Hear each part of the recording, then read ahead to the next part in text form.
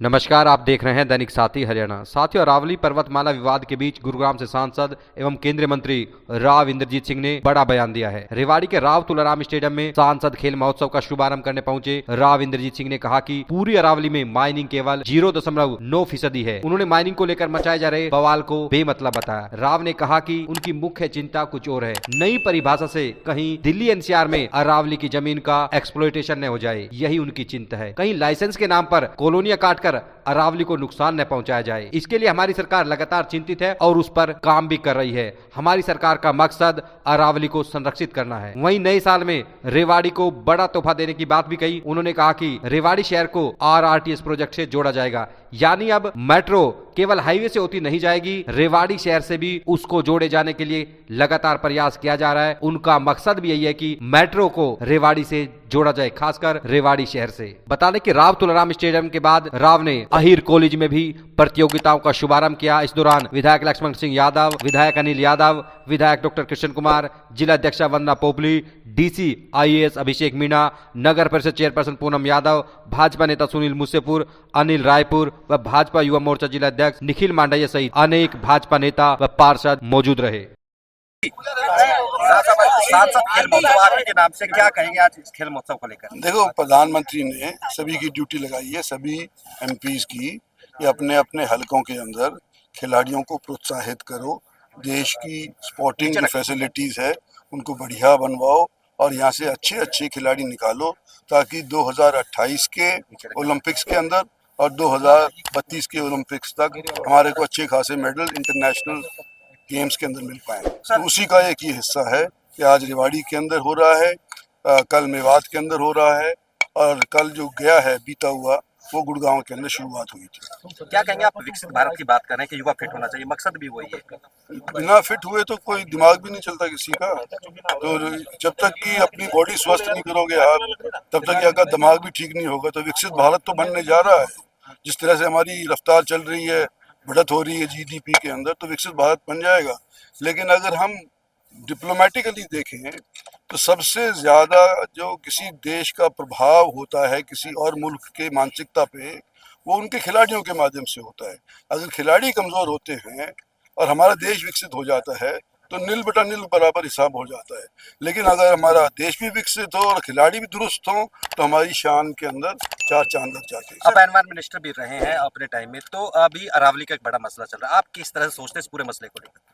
देखो, अरावली का प्रोटेक्शन करना सरकार का फर्ज है, हर एक व्यक्ति का भी फर्ज है जो अरावली के आसपास रहते हैं।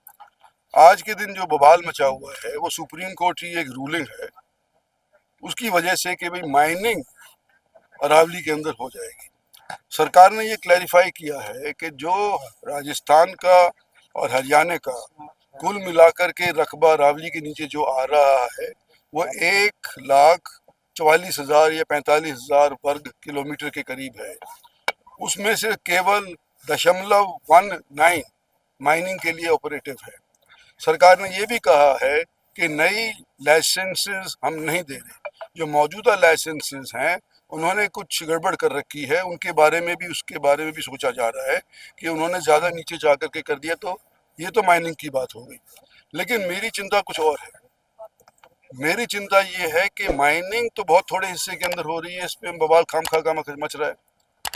जो डेफिनेशन आज के दिन सुप्रीम कोर्ट दे रहा है या एक्सेप्ट करी है, उस डेफिनेशन के तहत माइनिंग के अलावा मुझे चिंता इस बात की है कि कहीं इस ज़मीन की एक्सप्लॉयटेशन कमर्शियल यूजेस के तौर के ऊपर ना हो जाए, यानी कि कॉलोनी ना कट जाए, लाइसेंसेस ना मिल जाए।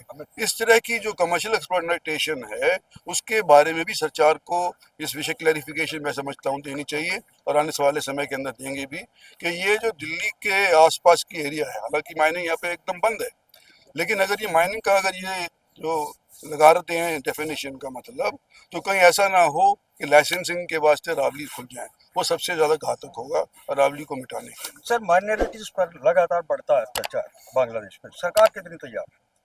देखो, माइनॉरिटी सबका साथ सबका विकास चाहती है सरकार। तो जहाँ तक सरकार की बात है, नरेंद्र भाई मोदी की बात है, उनके ज़्यादातर मंत्रियों की बात है, लेकिन कुछ ऐसा माहौल बन गया है कि आज के दिन आप देखो कास्ट वाइज भी हो गया है, सिर्फ मतलब धर्म के ऊपर ही नहीं है, कास्ट वाइज भी हो गया है। तो ये जो बढ़ोतरी हो रही है, जैसे वैसे भारत विकसित होगा, जिस जैसे लोगों के जेब में पैसा आएगा, तो ये जो अफरा तफरी एक दूसरे के बीच के अंदर है वो समाप्त हो जाएगी। नहीं, नए साल में RRTS मिल पाएगी? ये तो RRTS प्लीज एक, क्या नए साल में मिल जाएगी? शिलान्यास हो पाएगा आपको लगता है? देखो RRTS बड़े मतलब मशक्कत के बाद मंजूर हुई है।